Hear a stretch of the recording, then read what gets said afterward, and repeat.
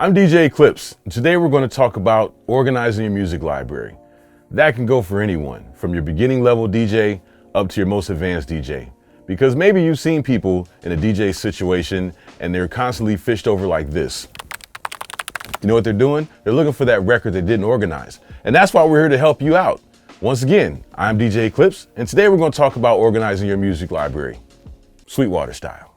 Your music library is important. If you have a vast music collection, it can get pretty sizable. It's really better when you have it organized in a way that you can quickly access it, quickly get to it, and you can continue doing your job, which is DJing. We can go into DJ 101, which would be organizing by BPM. There's a gift and a curse to organizing by BPM because there's a lot of BPMs. You can start from your very low slow tempo all the way up to your hyper accelerated drum and bass. And guess what? There's a lot of range between that. So you're talking about almost 55 beats per minute all the way to 250. So one thing that I learned that was really helpful was to organize it not only by BPM, but then subgenres of BPM. Let's say your slow tempo stuff was like your 55 to 70, then your 70 to 90, 90 to 95, 95 to 110, 120 to 125, and so forth. If you break your BPMs down into little subgroups, it's easier to navigate your way around. If you have a record that's 90 beats per minute, and then you have one that's 110, and then you adjust that pitch, now you're manipulating this record. So when you mix it in, yeah, the tempo may match, but those vocals might sound a little squirrely. That keyboard may sound a little squirrely. So by organizing it by BPM, you have a better match and a better gauge of what songs to transition to based on BPMs. Having your beats organized like this will also help you with transition sets. So let's say you've been playing at 120, 125, you've been going hard for a whole hour and you're starting to realize the room's getting a little bit tired. So you're doing a little mind math here. You're going, okay, if I have this 120 record and I mix in a 60 BPM record and I cross it over just right, I transition to a slower tempo set and no one even noticed. Let's move on to genres. You know, the funky chicken, disco, hippity hop, R&B, dance till you don't stop, techno all night long, pump up the jam. Genres, that's what we're talking about. So you now can take those BPM folders and then you can also implement them into your genres. So you can have your hip hop folder, your R&B folder, your dance folder, and obscure musical library of stuff you want to try out on people and hope that they don't punish you for it. This is the beauty of now organizing by genre, because now you have your groundwork of your BPM and you have a musical format and direction you want to go. Another way you can organize your music library is what I call specialized playlists. These are the ones where you know for sure you can just whip it out and it's going to be that tool that gets the job done. Let's be honest, if you're a DJ, you're going to have a lot of different types of gigs, and one of those gigs is going to be weddings. This is where a musical library will really help you out when it's organized, because you're going to have a folder of dinner music.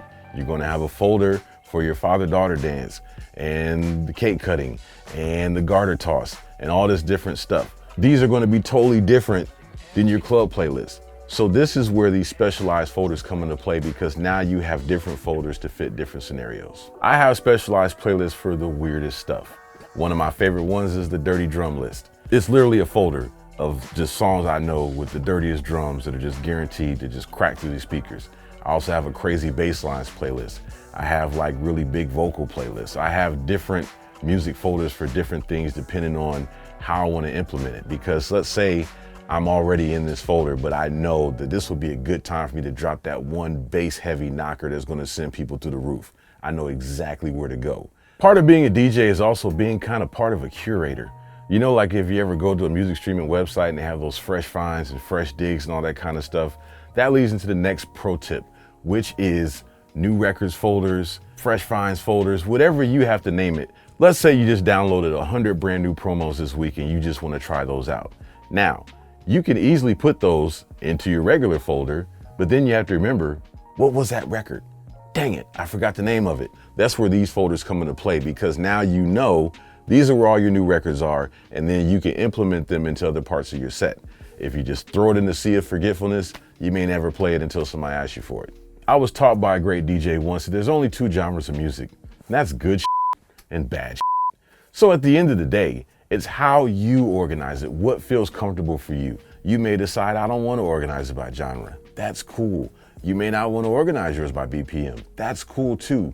The cool part about being a DJ is really, there is no rules. You kind of learn the rules to then break them, to bend the spoon a little bit. That's what it's about. Making it easier for you. And trial and error. You may organize your music library one way, and next year you may organize a totally different way. And that's fine. No one can be mad at you for that. This is the beauty of it. Have fun, because if you're not having fun, the crowd's not having fun.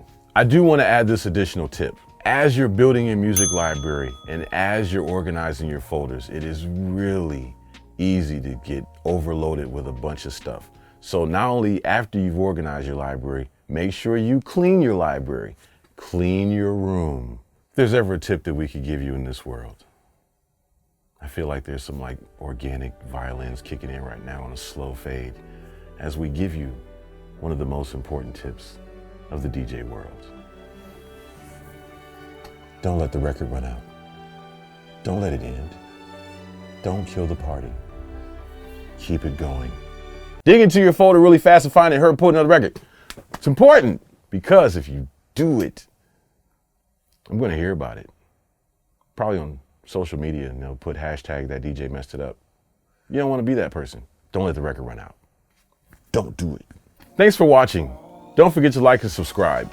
And if you have any other tips you'd like us to cover or anything that you feel would be helpful to your musical path, please leave them in the comments, and don't be a jerk. No one likes a jerk.